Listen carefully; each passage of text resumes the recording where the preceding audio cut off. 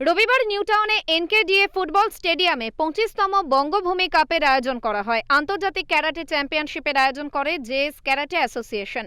এবারে তাদের এই আয়োজন 25তম বর্ষে পড়ল। ক্যারাটে সহ খেলাধুলার ক্ষেত্রে নারীদের এগিয়ে আনার জন্য মুখ্যমন্ত্রী মমতা বন্দ্যোপাধ্যায়কে ধন্যবাদ জানিয়েছেন টুর্নামেন্টের আয়োজক জয়ন্ত কর্মকার। আমরা কি বলবো, আমাদের যে মুখ্যমন্ত্রী আছেন শ্রীমতী মমতা ব্যানার্জি, তার প্রচেষ্টায় যে আজকে পুলিশে যেরকমভাবে যে সুকন্যা প্রকল্প, তারপরে ঝাঁসি রানী লক্ষ্মীবাই, তারপরে তেজস্বিনী, এইসব বিভিন্ন প্রকল্প নেওয়া হচ্ছে। অন্যান্য স্টেটের থেকে আমরা অনেক এগিয়ে ক্যারাটের দিক থেকে, বিশেষ করে মহিলাদের সেলফ ডিফেন্সে। আর একটা মুখ্যমন্ত্রী মহিলা, এবং শুধু তাই নয়, উনি যে এই যে একটা এরকম একটা কার্যক্রম গ্রহণ করেছেন, আমি সাধুর জানাই তাকে। খুবই ভালো জিনিস এটা।